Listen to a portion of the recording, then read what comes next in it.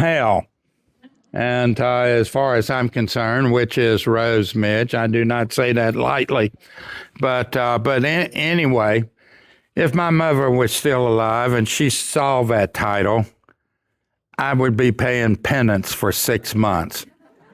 But she's not here, and so I'm off the hook on that at the moment. But why am I doing this? And as you can see, I gave a number of reasons. I'm not going to go through all of them. I was in an entomology department for 37 years as a plant pathologist. The entomologist made me itch. I did attend countless seminars, had entomology graduate students of my own. It's sort of like being a missionary and you're trying to change them. But certainly have dealt with insects, both with dogwood diseases, with fungi being vectored by insects. Beech bark disease is vectored by a scale. Thousand canker disease, a black walnut, is vectored by an ambrosia beetle. And then aerified mites with roses, and of course there are other viruses of roses that are transmitted by aphids.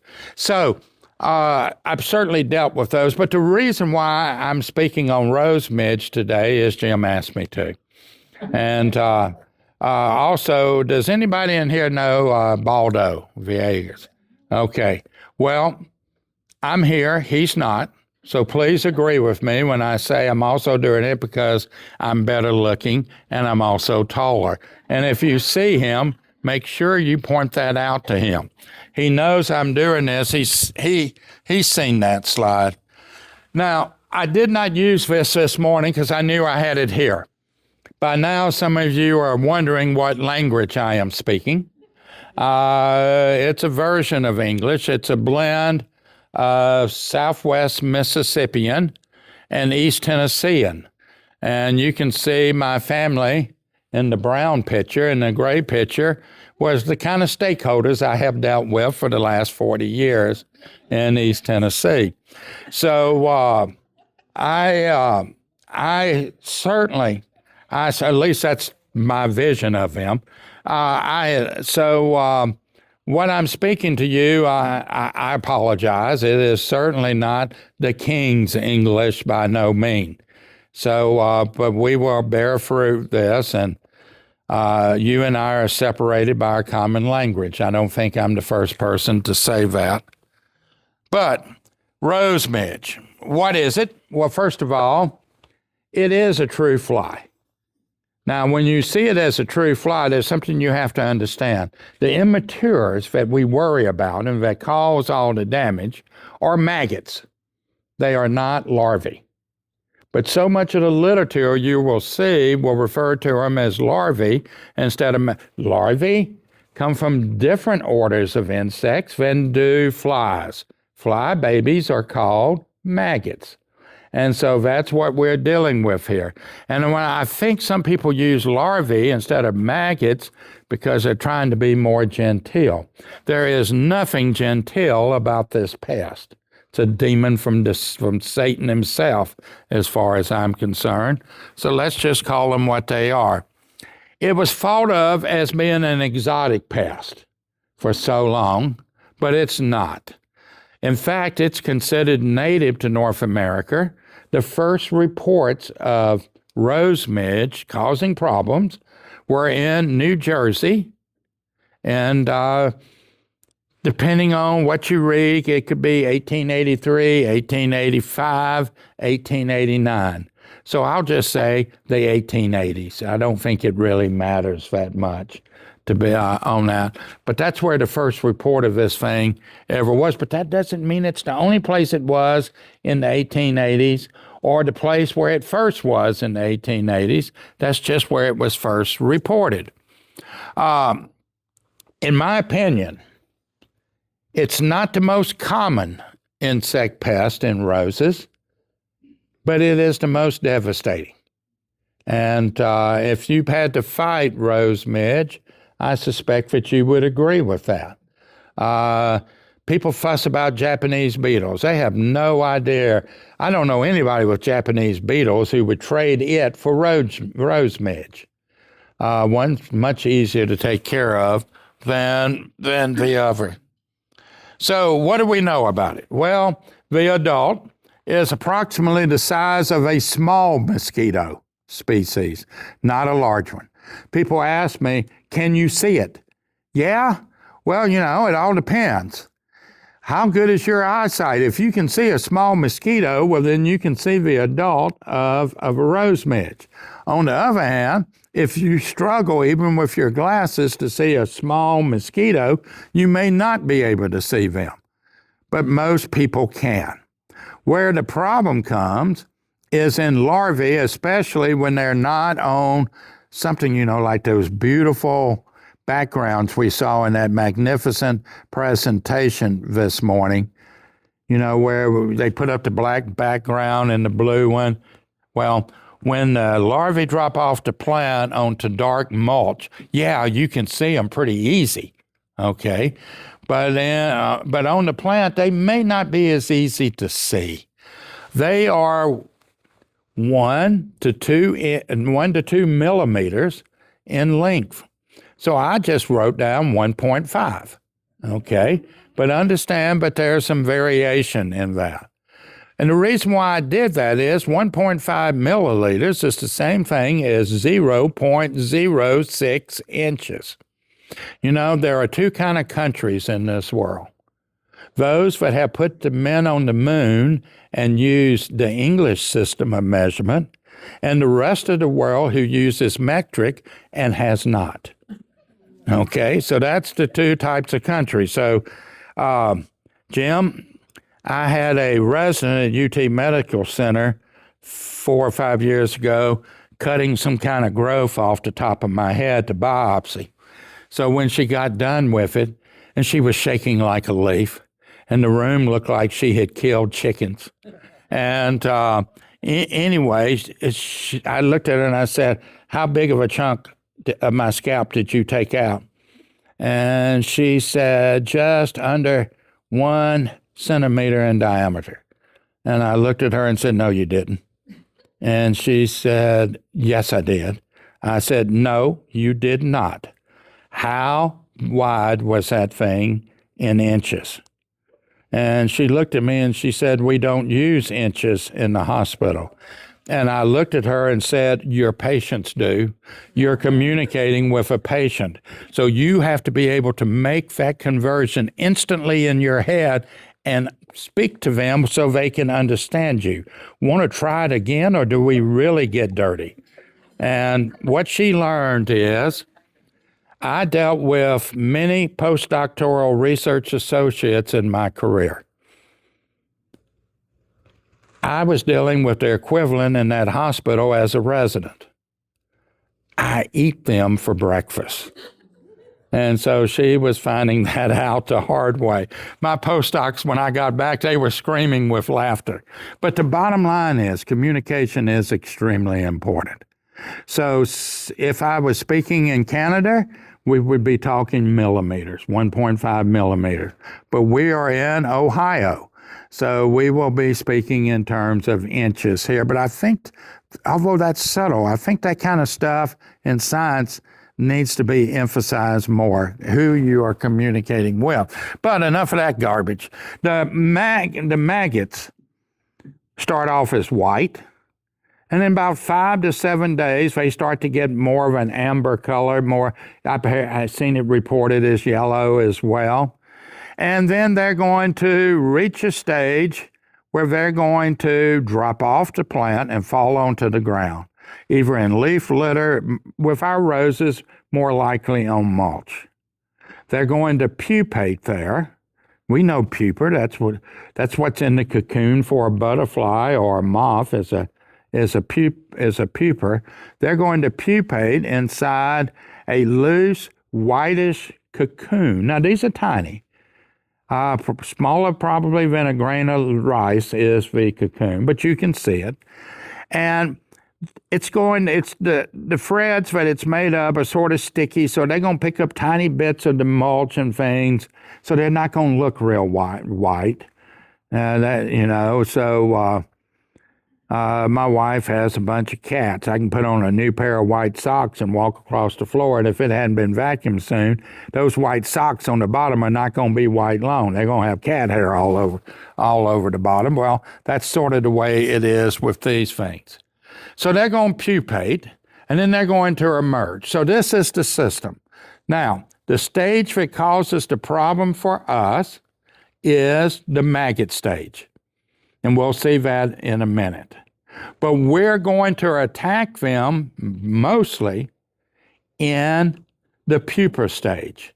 And so what you have to understand is it's critical to understand the life cycle of insect pests, because that will tell you where they are weakest and where you have the greatest chance of attacking them for management and control. So that's why I put the life cycle in here, because you need to know we basically we can attack the adults. They're only there for 2 or 3 days. They don't feed. They flit. They fly away. They're sort of flighty. So when you come up at them, they don't just stand there and go, "Yeah, I'm here, you big giant." No, they fly. So that makes them difficult. There are control measures out there, which we'll look at a few of them, where they try to go after the adults. I find that to be very inefficient, and I would not recommend that. Then you can go after the larvae on the plant. Well, yeah, you can do that. But they're going to move, and they're not going to be there. They're going to start dropping off and things like that. But when they hit that mulch, they are there for 5 to 7 days, and if you've got stuff in place there, you're going to get them. And that is where, in my opinion, the weak place for rose midge is at. And I think that is why the controls have been most successful, but not everything that attacks them at that stage has been. So we'll look at that as well. Damage. Some of the first damage that you will see is that when the larvae start to feed on what I call meristematic tissue, that is the cell layers that are dividing very rapidly. And when that happens and they attack them, they produce auxins, which are hormones in different concentrations, and it will cause that bloom to start to bend in one direction. Now, you can do this type of thing with a plant with your kindergarten grandchild by having the plant inside, a fast-growing plant like a radish or something like that, and you put the sun to this side and the plant will bend towards the light. Then you can move the light to the other side and very quickly in a day or so entertain your grandchild by it having moved the other way. Well, in this particular case, because of the differential in auxin production in the plant, it causes the bud to start to bend. Okay, so that's one of the first things that we notice. That's not the first indications that your plant has a problem, but that's the one we tend to notice. The second thing is that larvae is going to feed on the meristematic tissues, and it's going to kill those tissues as it feeds, and it's going to turn black. Now, what happens when plant tissues, especially in a humid area like inside a bud, start to turn black? A mold, well, I would call it a fungus. My wife would call it a mold, but she's not here, so we'll go, so I don't have to say yes, dear. And so that fungus is one called Botrytis cinerea. And so it will grow on that dead tissue, and we'll make it even look a little fuzzy, but the tissue attacked by botrytis turns black. This stuff is turning black. I don't know how much of it is due to what the maggot does and how much of it is due to the fungus. It doesn't really matter. In both cases, it is dead. And so then the bud falls off. Well, that would be bad enough as it is, but more larvae are coming because the female can lay 20 to 30 eggs, and we get new ones coming up out of the mulch all the time. So New eggs are getting laid, but the terminal bud's dead and has fallen off and gone. But now it's like it's been deadheaded, but before it bloomed. And now we got lateral buds coming out. So guess where the eggs are being laid now? So it happens to them. And it happens to the next lateral buds that are produced. And pretty soon we have a blind cane. Okay? And so that is where we are at. Now, this does not happen in Tennessee. We are part of God's chosen people, so I know I'm just damning us to a problem this year. But we haven't had rose midge yet, and so I have to rely on talking to people who have. It's not uncommon for some rose gardens to have 80% or higher mortality of rose buds due to rose midge. Now, I don't know if any of you have had that higher mortality, but I bet some of you have seen a disastrous loss of rose buds. And remember this, a rose without blooms is just a green thorn bush.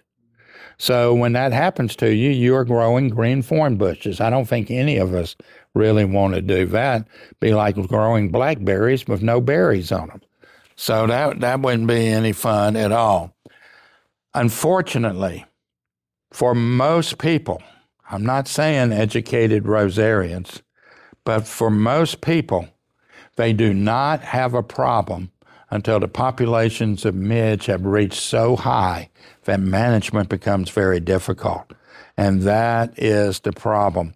If you know what to look for, and we're going to explore that, if you know what to look for at an early stage, you may start to apply control measures that will allow you not to get to that overwhelming population stage, which is what we want to avoid.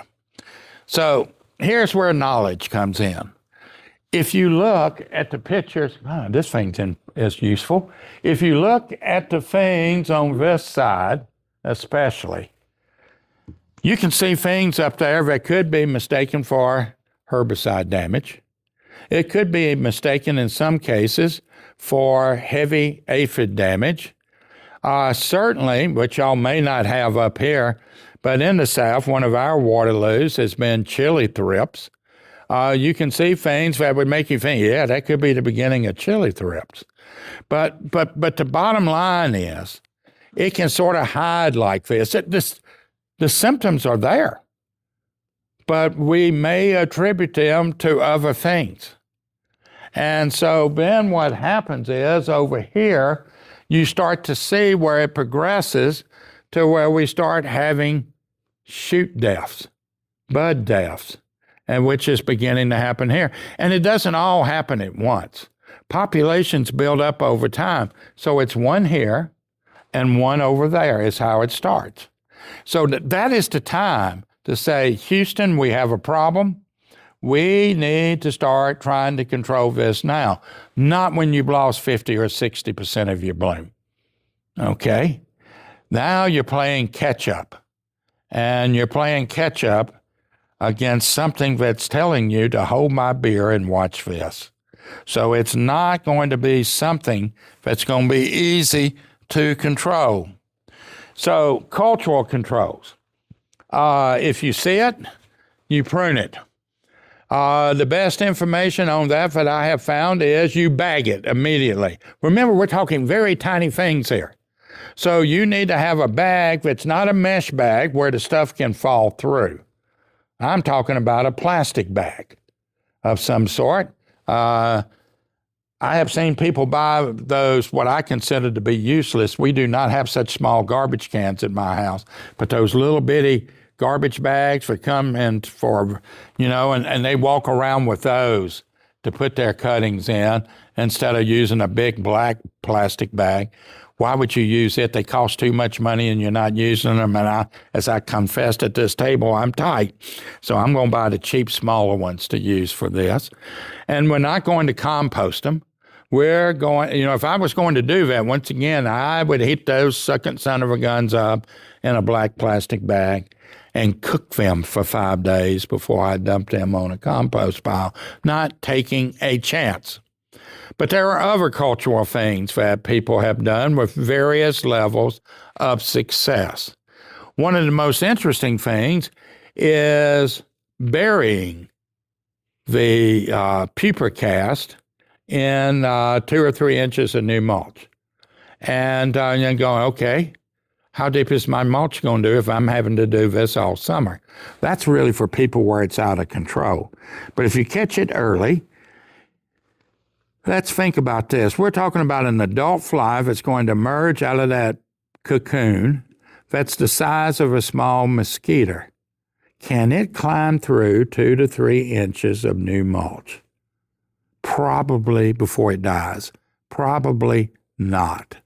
But if you do have situations where they're coming up and you've got multiple generations at multiple times dropping larvae, are you going to be doing that all summer? How deep is that mulch going to get? So I don't know how practical that is, but I have some rosarian friends in Maryland who have been dealing with rose midge for years, and they tell me that's the first thing they do, and it really cuts down on their populations. And so I'm not going to dispute it, but I have also seen where people have tried that, and it has been a spectacular failure. But they probably had let things get out of hand before they did that. Some people would say, well, you can remove that old mulch, get rid of most of the pupa, and then put new mulch down. Yeah, you can. But my back is old, and I'm not doing that. And I would never recommend something to someone that I wasn't willing to do myself. So I'm not willing to do that. So to hell with that. It's not going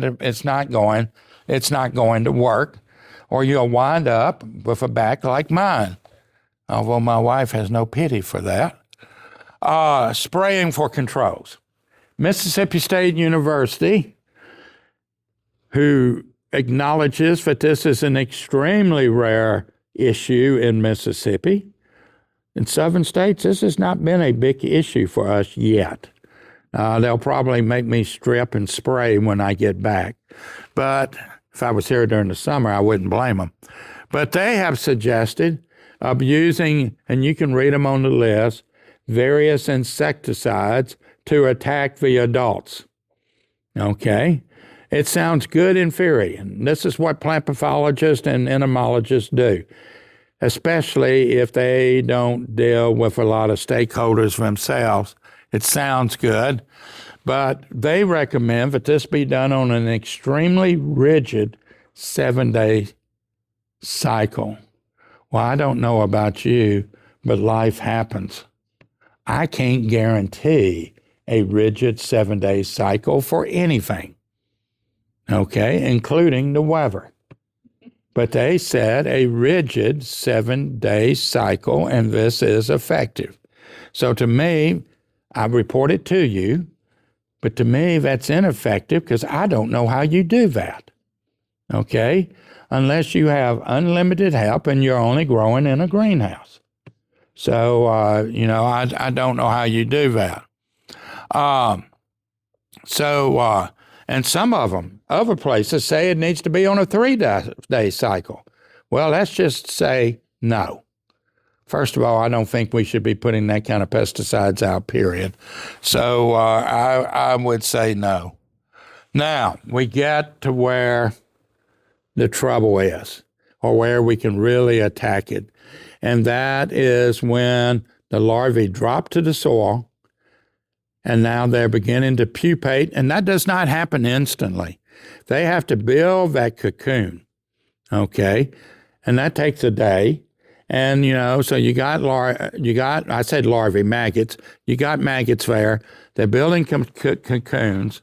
They're dormant in the cocoons, but the male or female adult moth has to come out of that cocoon and make its way back to the surface to fly back up on the rose. All of that time, you got time to get at it. And there are systemic granular insecticides, and there's more than one, that we can use for that. Now, it's very cautious, and I've got to say this. If I just reviewed an article. I don't know if the gentleman's here or not. I just reviewed an article that he wants to publish in Rose Magazine on Rose Midge. He sent it to me just as I was preparing his presentation. What great blessing that was for me. But anyway, because it confirmed some things I had looked up. But anyway, in this, he was recommending several insecticides that I'm sure work, because they work on other type of flies and things like that. But Rose Midge was not on the label.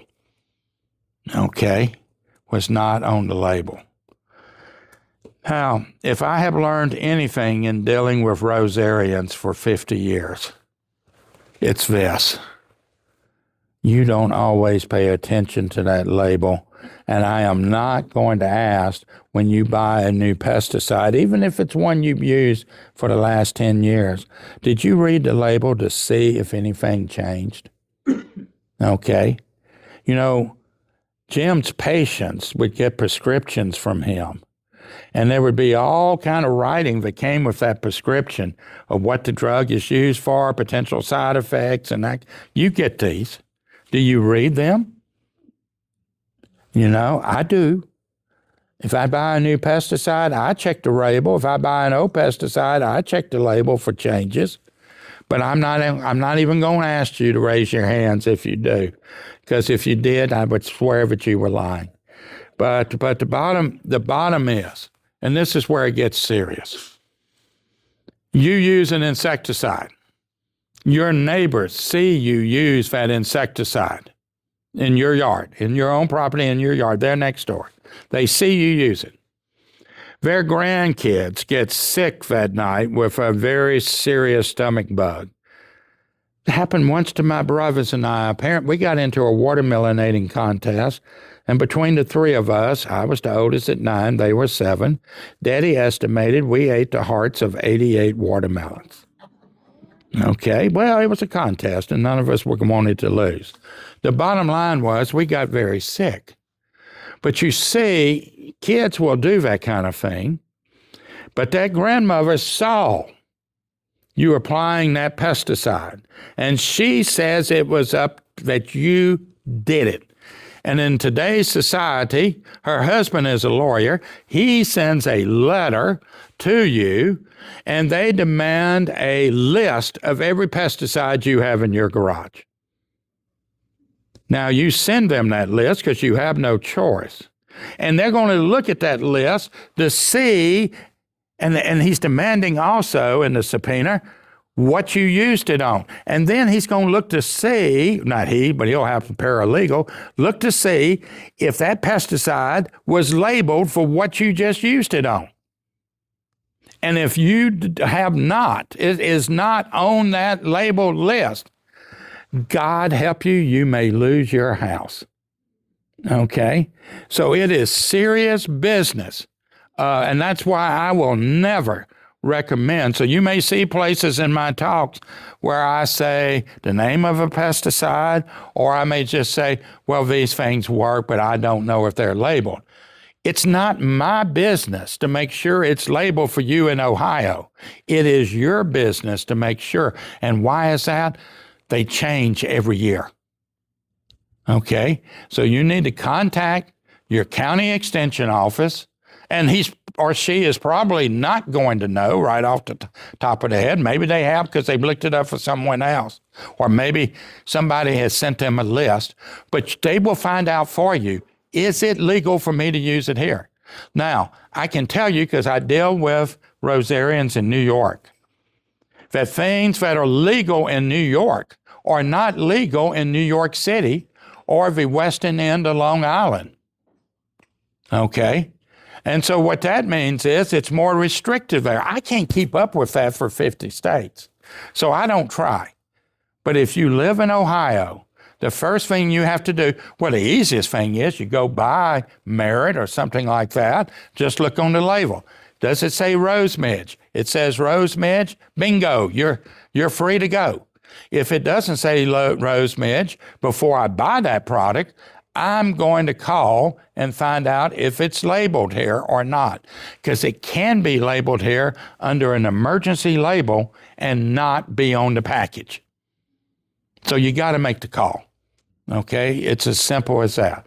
But having said all that, and way too much time on that, the bottom line is, you got other things you need that's on that label that's so important.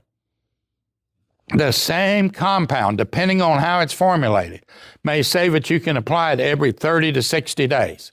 It may say on the label once a year only. If you use it more than that and your neighbor can prove it, well, there goes your house again. Okay? You see how this works and why the label is important? Not trying to scare you. Yeah, I am. But I just want you to understand that when you are laissez-faire about this, you're gambling. The gamble's probably going to work out on your side, but if it doesn't, it's a disaster. So, and then the other thing is, watch to see if the label says, must be watered in after application.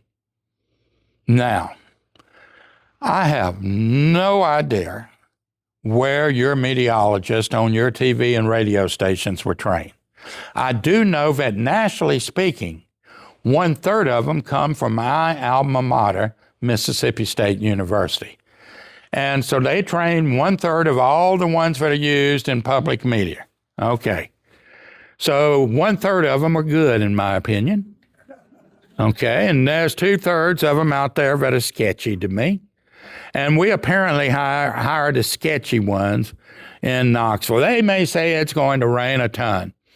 We'll get 1/4 of an inch. Or they will say no rain today, and we get a flood at 5 o'clock in the afternoon. So the bottom line is, you can't depend on Mother Nature for rain necessarily. So be careful about that. And you say, well, I'm going to apply it today because it's going to rain hard tomorrow. Be prepared to water if it doesn't. Don't go out of town and assume that Mother Nature's going to take care of it for you. So you have to read that label. You need to know how often you can apply it. You need to know whether you need to water it in right away or not. Those types of things are key for success. And a lot of times failures for midge control occur because we didn't follow the label instructions correctly. That's not the product's fault, okay? So that's why I'm stressing this, because getting ready for this, I did a lot of research. I called a lot of people, emailed a lot of people. And one of the big questions I asked is, why doesn't it always work? And these were the types of answers that I got. Okay, so I think that is important to know. Now, I thought Rose Rosette was bad. It's just older. Okay? Erica, there's a lot of people now much more active on the web than there were in 1994 when I started working with Rose Rosette. By the way, before I forget, I'm going to send a report about your presentation, which in my opinion was the most impactful presentation on Rose Society, futures of Rose Societies in the last 10 years. You are going to get contacted by a lot of people in my prediction in the next month. Learn to say no. Okay. So I don't feel bad about doing it because I gave you advice on what to do. Okay. If you don't say no, it's not my fault. They all heard me tell you, learn to say no. Okay. Back to this.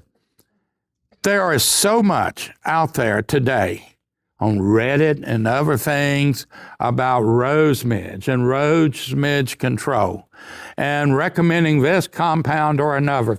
And these were all compounds that I got off of those kind of websites. Some of them are labeled, some of them aren't. It depends on, and look, that's not necessarily a national label. Some of them are labeled in some states, some of them are not. But the bottom line is this. It's not the compounds that are important here. The bottom line is that they all claim that they worked. And then there would be other people underneath us that didn't work for me. Well, did it not work for you because the product does not work? Or does it not work for you because you didn't use it correctly? You see what I'm getting at here? There's all kind of reasons here. But what I'm trying to say is there is a tremendous amount of information out there on rose midge. Be careful. Now, I am biased, okay, and I admit it. I admit I am very biased. When I want real information on rose midge or something else, a disease or another insect, whether it's on roses or it's on cattle flies, doesn't matter. I'm going to Google that, but I'm going to put one word after that, and that word is extension. I don't care if it comes from Michigan State's Extension Service, Ohio State's Extension Service, Mississippi State, North Carolina State, University of Tennessee, UC Davis, Oregon State. A lot of stuff, good stuff out on rose midge out of Oregon State with a good friend of mine, Robin Rosetta. But the whole point is their jobs are on the line. They are very cautious about what they put into print. Okay? So if they put it into print, there's a good chance that it's really so. And they have experience for years of having to deal with that. And those extension specialists are thicker than thieves. They get together 2 or 3 times a year just to hash these types of things out. Have you heard about I have clients that are using this. What do we know about this? This kind of stuff goes on all the time. So when I'm looking for new information that I can trust, and I don't do this because I was never an extension specialist. Yes, my younger brother was one, but trust me, I dropped a cat on his head one time when he was very little and he got scratched very badly. It did not bother me at all. But the bottom line is this. I know the validity of the information that they put out. So when you read something on a blog, of course, this is aging me, or a blog or something like this, the first thing you want to ask yourself is, how credible is that person? What do I know about that person? Is it some 60-year-old guy weighing 390 pounds, sitting in his underwear in the dark with a laptop, just writing stuff down? Or is this someone who has 20 years of experience of working with this particular problem? So you don't get that on those blogs or whatever. There's no way of knowing that.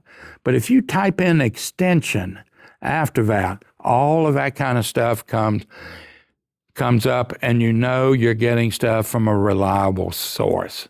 So I would highly recommend that to you for anything. If my name comes up, don't believe it.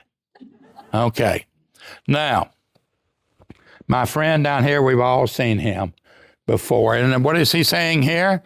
I don't always use pesticides, but when I do, I stay legal.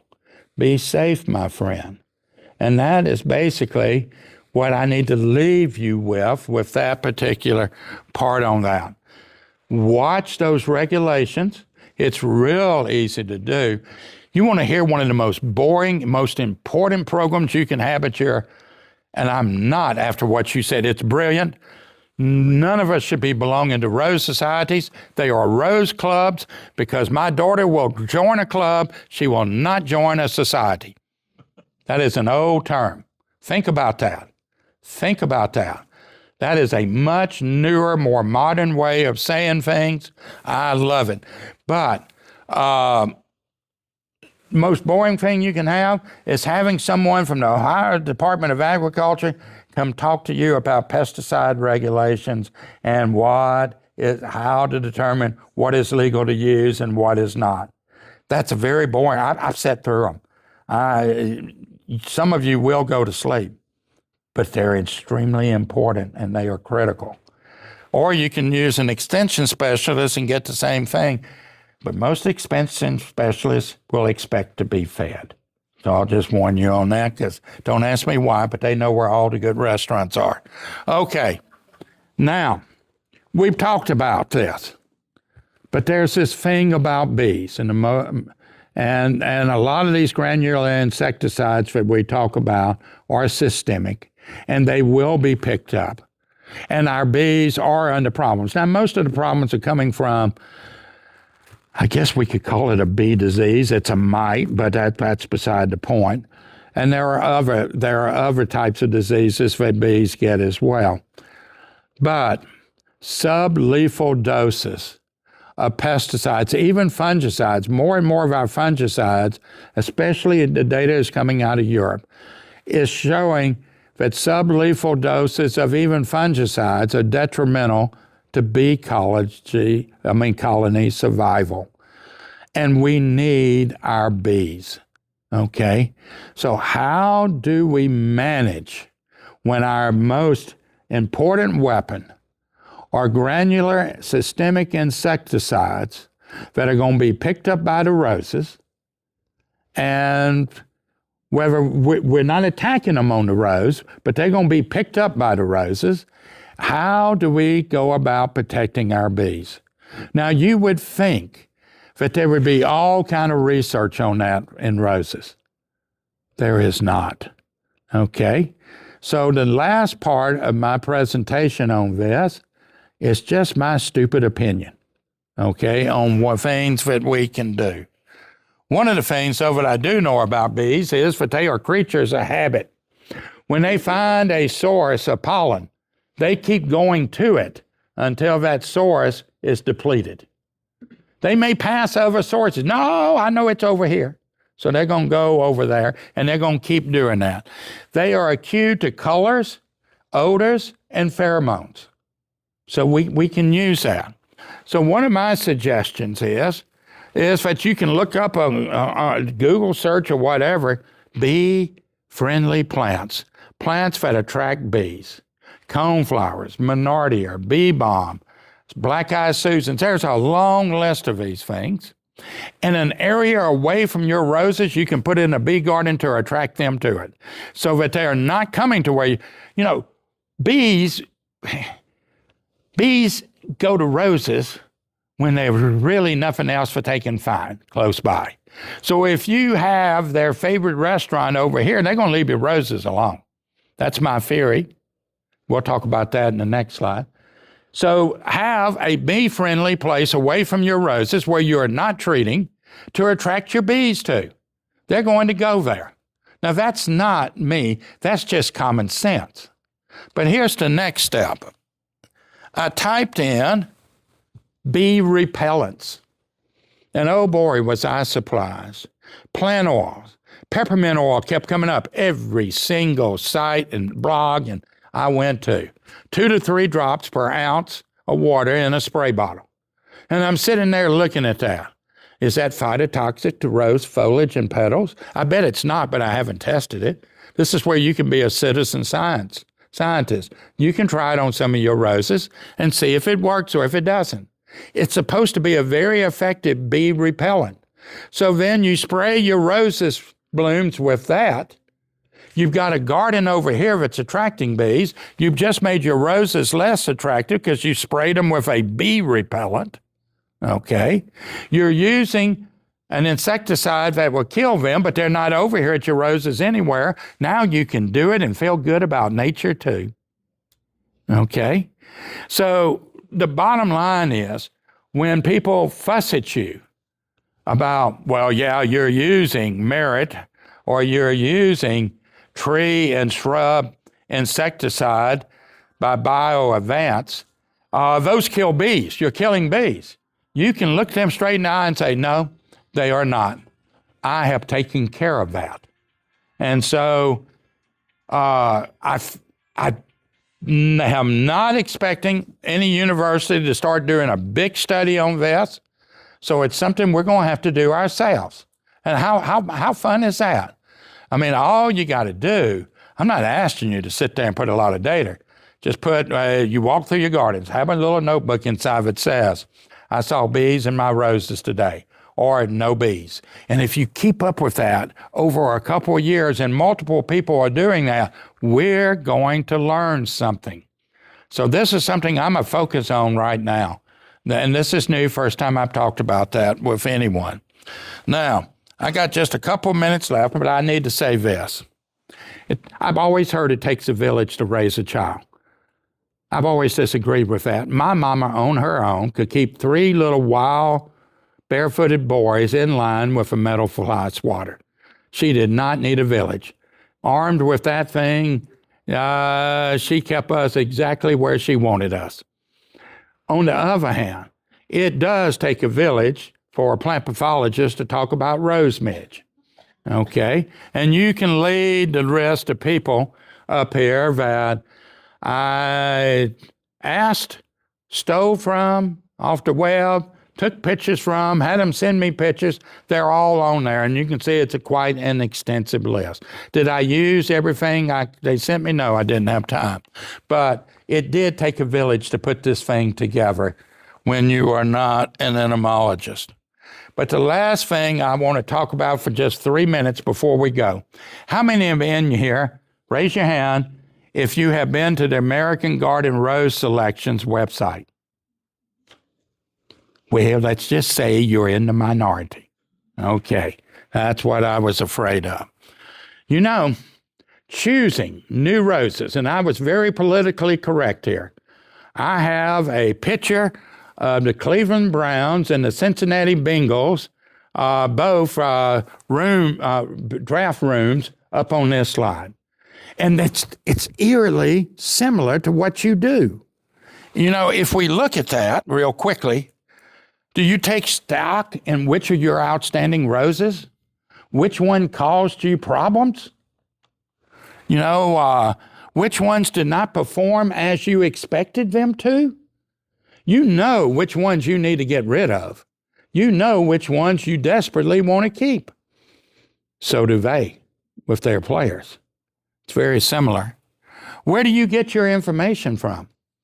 Do you get it from fellow rosarians, going to rose shows, get it out of catalogs, visiting garden centers? Where do you get your information? Or do you just say, I like it, so I want it? And I know a lady who's nursing a knee in a motel who might answer that way. And then pro teams rely on data. Now, that doesn't mean that all their choices pan out, but they're not wild guesses either. So what do we need to do? The American Garden Rose Selections started when the All-American selection thing went out. And so they have come in. They are a mixture. I am not one of them. I am an advisor to the group. I'm listed on their website, but let me tell you, I just sit there like a grumpy old troll, and when they say something that I don't like, then I bark, and then I go back to being a grumpy, sitting there old troll. So I don't really make their plans or what they do, but I've been impressed. It is made up of representatives from all the country's largest rose societies, major both private and public plant breeders, and heavy-duty rosarians that keep them real. And so what they did was they divided the country. And how do you get to their website? Real easy. Google American Garden Rose Society, not Society Selections, or AGRS, and even one will take you right there. You don't need the whole byline, just AGRS, and you'll go right to them. They're really good at that, Erica. And they divided the country into 6 regions. They have at least 2 trial gardens in each region. Ohio is actually blended into 2 regions. And so roses have to perform well for 3 years. So these test gardens have multiple years roses going all at the same time. After 3 years, data that is collected on disease resistant, heat tolerance, cold tolerance, fragrance. Yeah, that's a biggie. Fragrance. I'm not helpful in that. I don't smell well, but my wife does. Fragrance. And they have several other but they're criteria that we as rosarians would use. Now, there's other things like the earth kind and all. And I have asked Dave Zizak, I said, I just want to see the ones that did well for disease resistance. And he'll go, I can't share that list with you. He will only share the list of the things that meet every criteria. But they're looking for ones also that don't require a lot of water. Because the earth-climb thing came out of Texas where water is. And so they have to meet all. The criteria for AGRS was set up by rosarians who grow roses. You're going to fertilize your roses. There's not going to be much fertilizer on the ones on the earth-kind list. You're going to irrigate your roses. They don't necessarily irrigate. They just rely on rainfall. You see the difference between the two lists? So this is something that you can do. Now, I look to see where the nearest test gardens are to you. And that is Glen Coke, Chicago, Illinois, Hales Corner, Wisconsin. I think they misspelled that. Syracuse, New York. There was a test garden up to this year. So anything, including the 2026 winners, would include Lexington, Kentucky. But it's no longer there. But Crossville, Tennessee is coming in. And what growth zone are you here? 5. Yeah, well, Crossville is 6B. So it's probably for Cincinnati, it's not too bad. So what I'm saying is, and now, a rose that makes their list has to be successful in 3 different regions. Okay? So, and it will show you what regions that they are successful in. So you can then go to, and this is for my wife here. I was hoping she would be here for this, but she's seen this. You know, I want to know, is it disease resistant? Do I have to spray it or not? I got enough jobs to do. I'm old. I don't need to be spraying all the time. So I want to know that. I also want to know if it's easy to grow or not, or if it's one of those that you just have to really work at to have a good rose. My wife has 2 questions. Is it fragrant and is it purple? That's it. Her life is simple. Is it fragrant? Is it purple? That does not make my life simple. Okay? But by God, here are the fragrance winners so far. That means these roses have thrived in 3 regions of the United States. And in addition to that, they have exceptional fragrance. And by God, at least in my limited color palette, there's something up there I can call purple. So I can answer her, yeah, well, some of you ladies may say, yeah, none of those are really true purple. Well, when your color palette is the 8 colors in a Crayola box, a lot of those would qualify as purple. So the bottom line is, you can get a lot of information. Now, I don't expect you to read this. I expect you to go to the website. But the South Central, that was coming out of Lexington as one of the 2 gardens, had a long list, but we have a list for a North Central region, and both of them say North Central. The one over there should say Northeastern on the far end. But the bottom line is, there are roses that don't have to be sprayed, that do extremely well where you live. So that when you are in that draft room, making a choice of what you're going to change, and you're getting older, this is not for the younger members, if you're but you're busy, but so it might be. But the bottom line is, you can find roses that will work for you, that you don't have to spray all the time. The data is on that website. Use it. And last but not least on that, here are the 2026 winners. You notice I didn't put their names, because when you go to that website, you click on any of those blooms. It not only tells you the name, who the breeder was, what companies are producing it, but it will also give you all kind of information on their horticultural traits. So you go there, and what 3 regions they were, or more. Some of them are in all 6 regions, but they have to be in at least 3. So it'll tell you all that information. You just click on the flower, and all that information just comes right up for that rose. So visit that site. Use that site. I think it's probably one of the best things for rosarians in years for getting information that we need in a short period of time. My only contribution to that is, have you made it easy? If you haven't made it easy, it's not going to work for me. You know, that's the kind of, so as you can tell how popular I am. Okay. And last but not least, I'm done. Thank you for inviting me. It was great to be here. And I know most of you are red and silver or red and gray. On my old TV, I can't tell the difference in gray and silver. But I know most of you are Buckeyes. But let me assure you of one thing.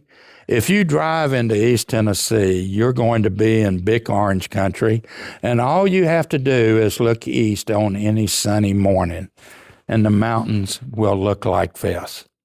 So please come see us. We'd love to have you. Our sales tax is 9.9 cents per dollar, so come spend money. We would love to have you in Gatlinburg. All right, and with that, I'm done.